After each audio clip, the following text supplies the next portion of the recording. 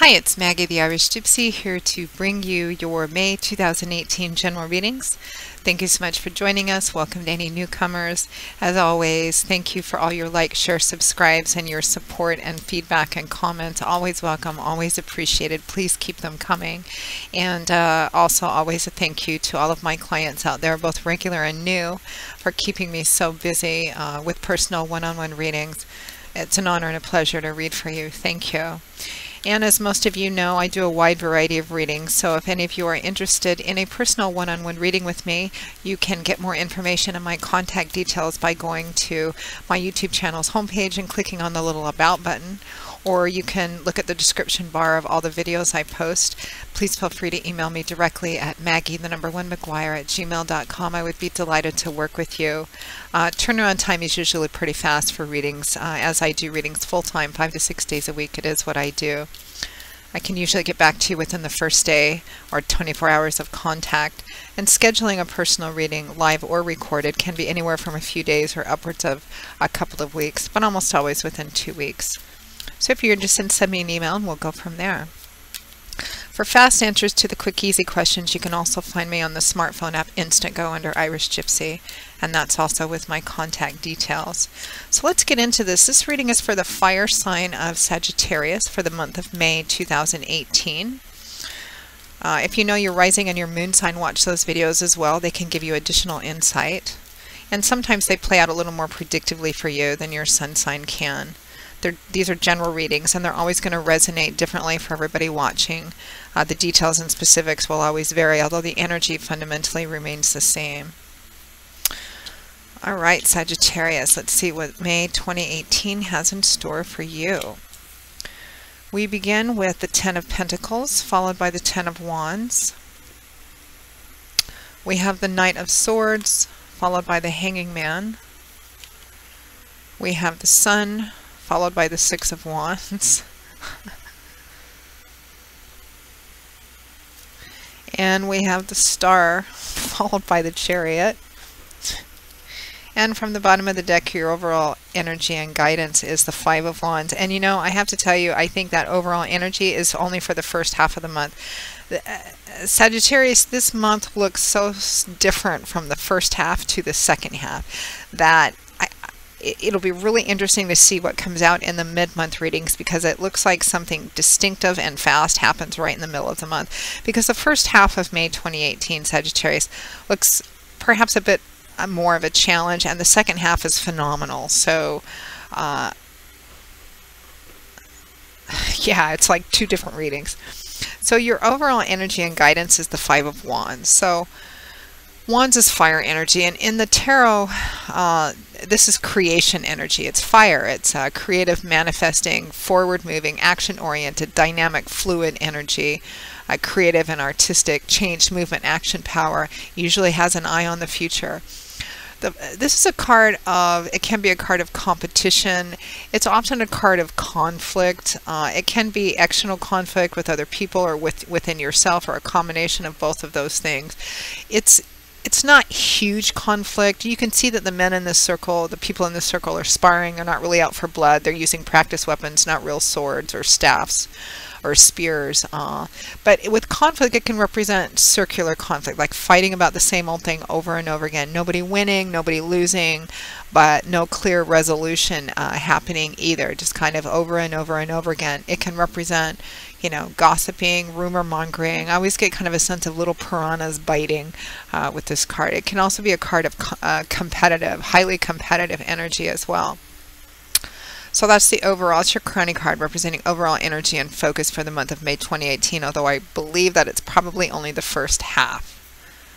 Although if this is about like sporting events or a contest or a competition of some kind, it could just represent that that's what this month is about. But it definitely looks like the last half you're coming out victorious. So we have the Ten of Pentacles and the Ten of Wands. So tens in the tarot represent completion energy. Tens represent, aces are the number ones, beginning of a brand new path or the opportunity for it.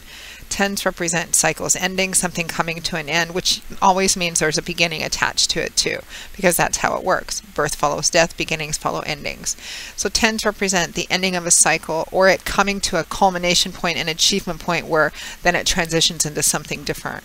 Like sometimes the Ten of Pentacles can represent retirement, for instance, or the end of something you've invested a lot into. The payoff looks pretty good, so what next? Traditionally, the Ten of Pentacles in the Tarot was considered the inheritance card. Pentacles is earth energy, and in the Tarot, the energy of Pentacles usually represents things in the earthly, tangible, practical, concrete part of our life, things we can see and touch and feel that are tangible. It's often things like money, finances, property, real estate, assets, etc., or the job, or the tangible results of things that we put into something. Now, so it could be an actual inheritance thing that you're dealing with. Perhaps some of that competitive or circular conflict energy could be trying to settle an estate, the division of assets or money.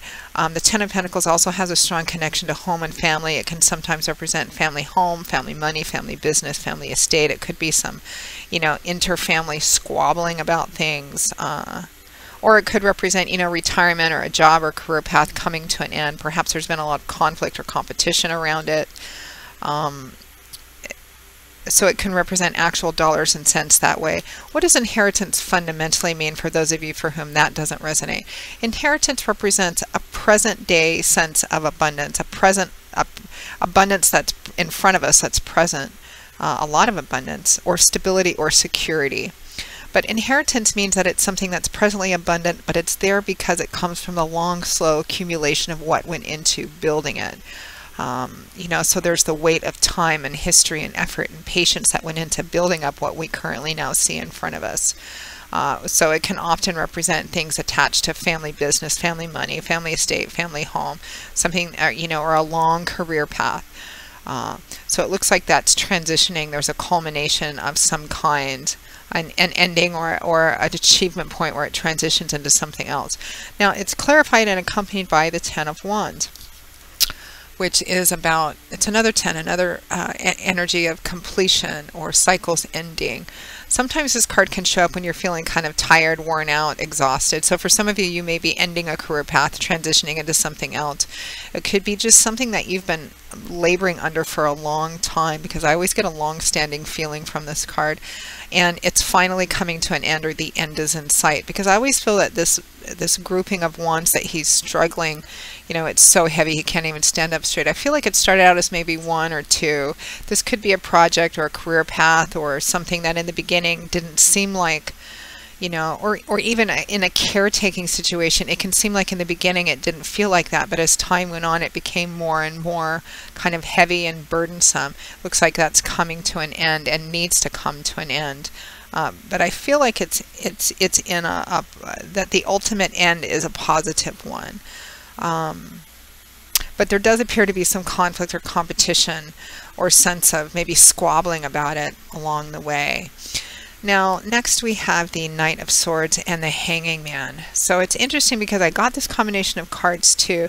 There was a similar energy, not exactly the same, but a similar energy for Capricorn, actually.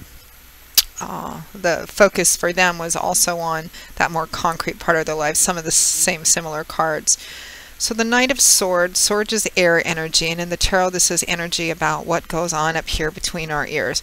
It's cerebral, mental, intellectual energy. It's about how we think, our perspectives, what we think about things, our belief systems, our words and our ideas, because how we think, our belief systems, where we're coming from, directly affects the way that we see and relate to and communicate with the world and people in the world, communicate our words and our ideas. They come from what we believe, our belief systems and perspectives. It's about truth, higher education, learning, insight, illumination, everything that goes on up in here. Knights are the deliverers of the tarot. They can also represent the speed at which a situation moves. And all four of the knights are known for, if they represent the speed of a situation, it can represent very fast moving because they're known for being spontaneous and impulsive. They're knights, they're charged, they're off and running. But they're meant to bring back results. They go off on their missions and quests with one goal in mind. They're focused on that. to bring back completion, victory, results. So they often represent offers and opportunities as well. Results, or something being placed in front of you, an opportunity. So what would this knight be bringing? Information, ideas even. Not really simple messages as a page might represent, but more along the lines of delivering information or ideas about things. And because fire would be the fastest knight, air I think is kind of maybe even right behind him. So pretty fast moving. Now he's clarified, what is he bringing? He's bringing news or information of some kind, or the opportunity, you know, maybe ideas about what to do about this situation. But he's clarified by the Hanging Man, which is a major arcana card, so significant, profound energy. And the Hanging Man can represent feeling like you're in stasis or limbo, feeling like there's no movement, which I don't ever really believe is happening, even if it doesn't appear like anything is happening in a situation or relationship or whatever. Something's always moving behind the scenes, even if we can't see it. But we can feel like we're in stasis or limbo. Primarily, the guidance and advice almost always attached to the Hanging Man is to step back and allow things to play out. There's a sense of divine timing and orchestration. The Hanging Man appears to be hanging upside down in a fairly uncomfortable looking position, but he's not resisting. This is about taking a step back, even if you're tempted to jump in there, taking a step back and watching how things play out. It's a temporary energy. I never get the feeling that the energy of the Hanging Man is very long lasting. It's usually about taking a step back, understanding and accepting that this is divine timing and orchestration. You wouldn't affect it one way or the other, but don't try to actively engage in whatever the conflict or the situation is. Don't try to force an outcome. This is about taking a step back and watching and seeing how things play out, like chess energy. You know, sometimes the best way, of course, to win a game is by not playing, is by taking a step back and letting people just do what they're going to do and seeing what the outcome is, which is part of actually learning how to play the game and the strategy better than those opposing you, so that you come out on top anyway. So it's a card about not engaging temporarily. So it looks like whatever this information or news or ideas is, it could be that the idea or the advice being given by this Knight of Swords could be an actual person. Could even be an air sign person. Would be, okay, just take a step back for a minute, don't do anything right now. Okay, so that's where the energy is focused the first half of the month. Now we're looking at the last couple weeks of the month, and it's completely different energy. I think if you take the advice given, of course you don't have to. You know, Spirit can say, hey, this looks like a better path, but we live in a free will zone, as I always say, you don't have to. But I don't think that by forcing or maneuvering an outcome, it's going to work out any different or any better or any more in your favor. So do that, and then something happens in the middle of the month. So it'll be interesting to see what happens in the mid-month reading. And the last 2 weeks, your cards are phenomenal. You have 3 major arcana cards here, and you have 4 overall. So almost half your May 2018 reading, Sagittarius, is major arcana cards, which represent significant life shifts and changes, or the opportunity for significant life shifts and changes. And the Hanging Man is at the end or the middle of the month, and like the other 3 are right after it. So it looks like the last half of the month something happens, and the cards are phenomenal. I mean, who wouldn't want this combination of cards next? You have the Sun and the 6 of Wands. I mean, this is this is fabulous. The Sun, I believe, it's my own personal opinion, which doesn't have to mean anything to anybody but me, is the most powerful major arcana card in the deck in its ability to influence all the other cards that come out. And when you think about the Sun itself, the Sun comes out, life, love, warmth, laughter, but the Sun shines over everything. So it has the ability to effectively shine over everything. It drives away shadows, it drives away cold, sickness, kind of a darkness into light, winter into spring, sickness into health kind of feeling. There's always an uplifting of energy, a loosening up or releasing of restrictive energies in any area of your life.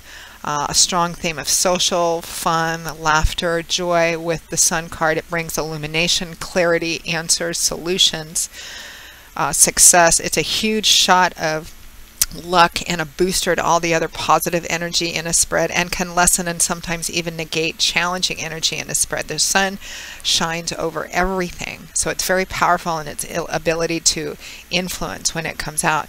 If there is any cautionary advice attached to the sun, is that it is almost impossible to maintain any kind of secrecy where the sun is concerned. There's no hiding. The shadows go away when the sun comes out. So always a bit of cautionary advice. Operate as transparently as possible so everybody can see what you're doing, so that your integrity can never be called into question. Now, what's clarifying the sun? The Six of Wands. This is a beautiful combination of cards. This is kind of wish I could pull for my everyday, right? Six of Wands, this is a card of victory and triumph after a challenge. So this man is riding back into town, back because otherwise why would this crowd be cheering? What has he done? He went off to do something, you know, on a mission or a quest, slay a dragon, rescue a princess, retire, whatever it is a situation represents for you. A fight, a battle, a challenge, or just a long body of effort that you've put into something.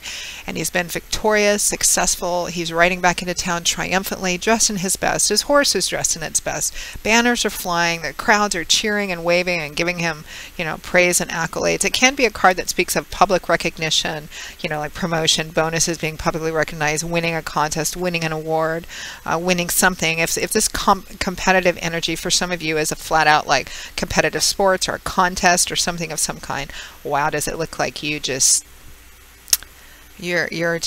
rolling in it at the end of the month. So beautiful, beautiful card energy, and it's boosted by the sun, which is shining over this card and over the whole reading basically.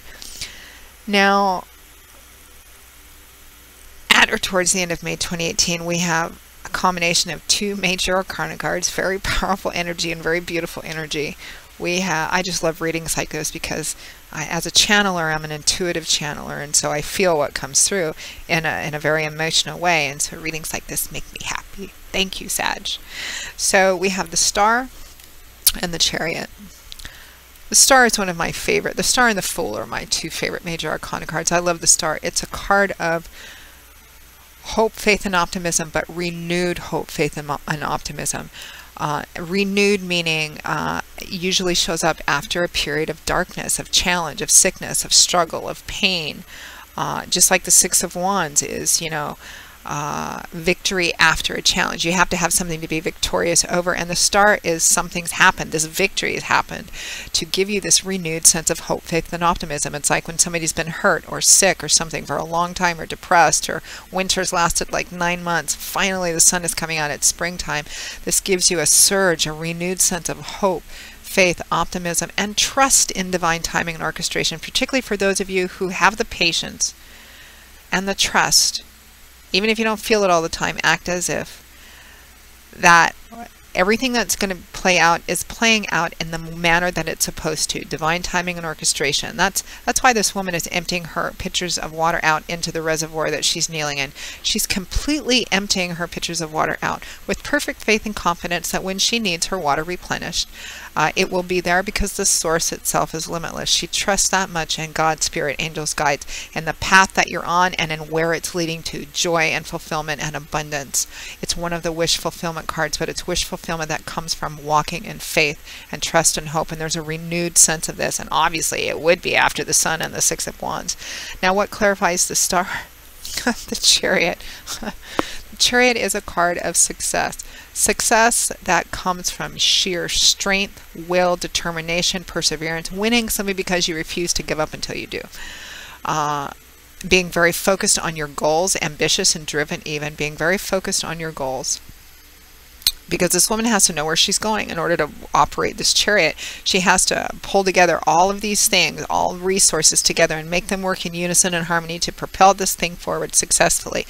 Not slowing down, not allowing anything to get in her way, to stop her, to doubt. She is off and running, and she's going to achieve success because she's not going to stop until she does, or he does. So a renewed sense of hope, faith, and optimism that has you off like a shot, like a horse out of the starting gate at the end of the month. It's absolutely beautiful, Sagittarius. So I can't wait to see what the mid-month reading is, because it looks like there's this distinctive shift around the middle of the month or so. Now, as I always say in general readings, particularly, time is fluid. There could be, it could start a little earlier, start a little later for some of you watching, but the energy always remains the same, even though the details and specifics will always vary in general readings, because everybody's got different things going on in their lives.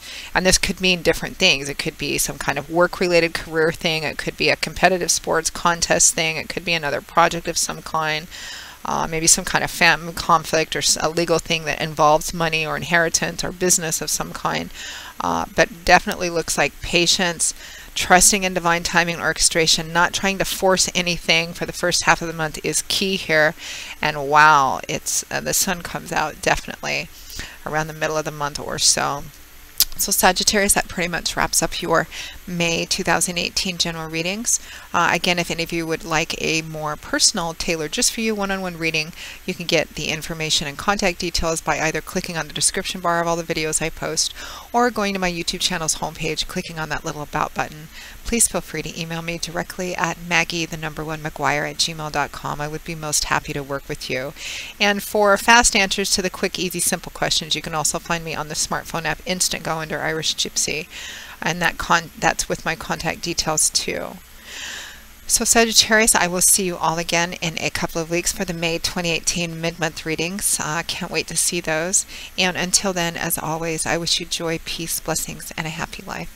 Take care, and I hope to see you back here again soon. Bye-bye.